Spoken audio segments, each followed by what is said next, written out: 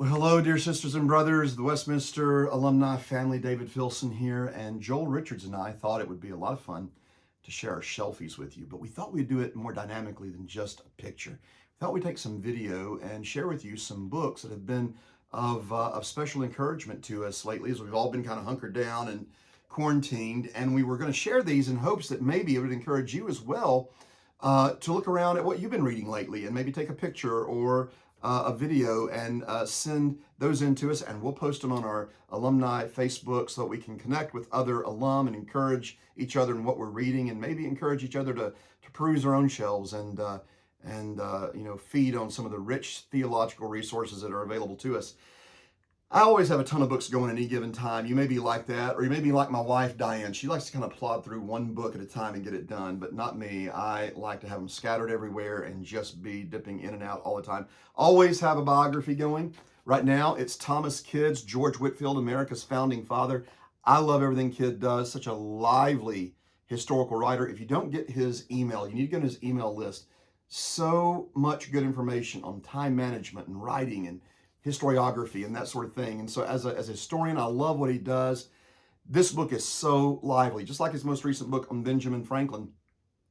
But I'm telling you, the story just leaps off the page in this volume. You really want to check that out at some point. Okay, look, none of you, I would imagine, need any convincing that everything that Sinclair Ferguson writes is pure gold. But this volume, some pastors and teachers, I think this is kind of his magnum opus of what I call Fergusonian gold. Theologically, historically dense, you'd expect that, but pastorally, devotionally. In fact, this is on my little devotional reading shelf, my little devotional nook over there. I'm reading this book devotionally right now. It'll be of encouragement to you too, I promise you.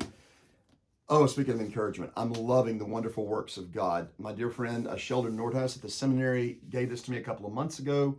And I started reading it on an airplane flying back from Westminster to Nashville.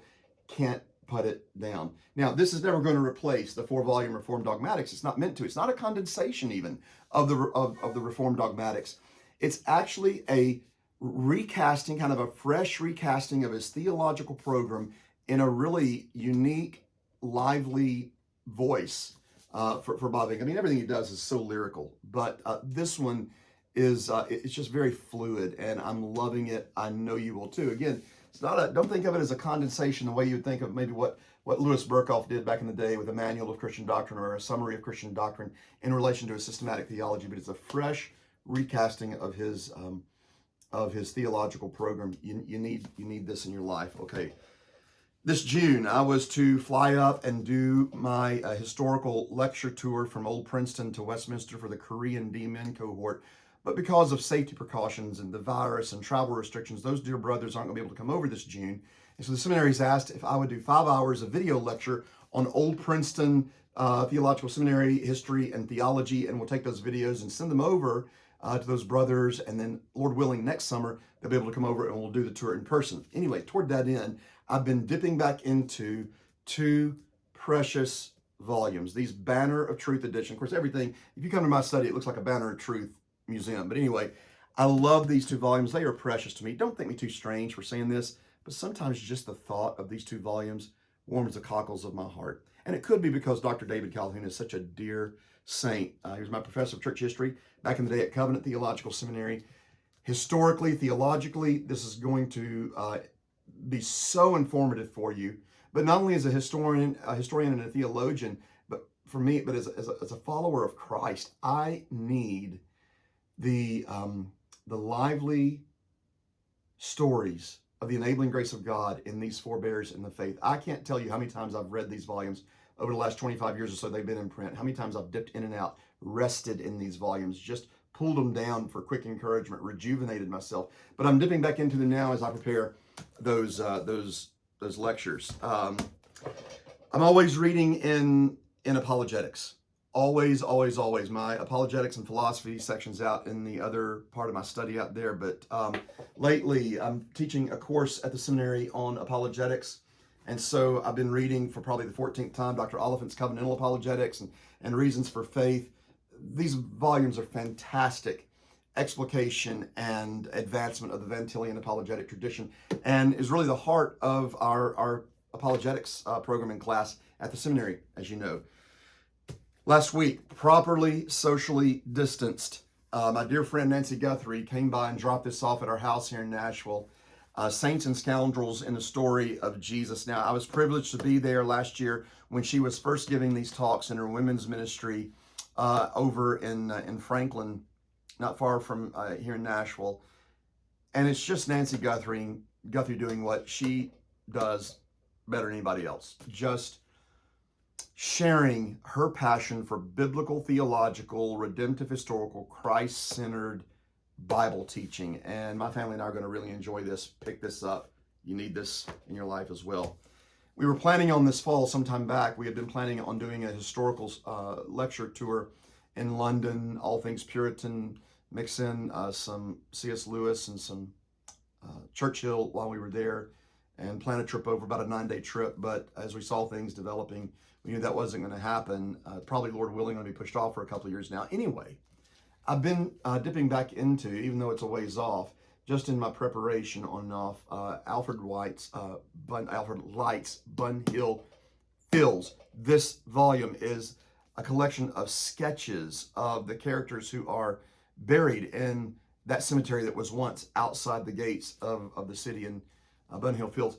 This won't be the first time I'll have been in Bunhill Fields. In fact, I was in Bunhill Fields back in February of 1994. You want to check this out. I'll see if I can get it up in the camera where you can see it. I was over there in February of 1994. I was doing some missions work over in Europe and swung by here.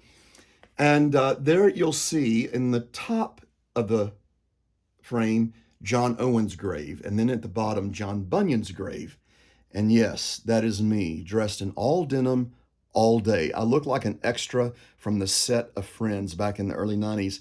And yes, that was me, keeping it real with the mullet, the mother of all mullets. Even as they were fading out, I was carrying the torch for the mullet. And that mullet is sort of a combination of Bono's Circa Live Aid meets Flock of Seagulls. And I know what some of you may be thinking.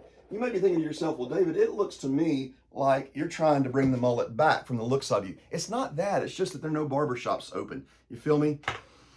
I am reading Robert Letham's Systematic Theology in preparation for a review article for Themelios at the end of the month. Very tightly woven, very concentrated, exegetical, where he really views that kind of work as germane to the point he's making, but he doesn't flex that muscle all the time. Historically driven, not a lot of rabbit holes that he goes down, yet in the midst of all that, it's very conversational. So I'm enjoying it so far. I'll be able to tell you more about it at the end of the month when I'm finished with it. Goodness gracious. I'm not reading these right now, but since we're talking about apologetics, I thought you might think this was cool. I have an old edition of Apologetics by Van Til that he autographed on 7/2/76. See if you can see that there. And then I also have a first edition of the New Modernism that later in life he autographed for someone, but you'll be able to see probably there that his handwriting is not quite as pristine and clear. And I remember when I was doing my dissertation research, reading through all of his papers and letters, even if a document wasn't dated, I could fairly accurately guesstimate the period just from looking at how his handwriting was less pristine as he aged. Oh my goodness, I love books. There's so many things I hate to even stop here because I'm looking over at my copy of Robert Murray McShane's memoir and letters, and you need that in your life, but maybe that's for another shelfie. Here's what we want you to do. Look over your shelves, pick out a book or two, or something on your nightstand. What are you reading that is encouraging you, and you would share that with the rest of us in the alumni family? Send a picture, send a shelfie video. We'd love to get that up on the alumni Facebook. Listen, if there is any way that Joel or I in alumni engagement can be of encouragement or service to you, don't hesitate to get a hold of us.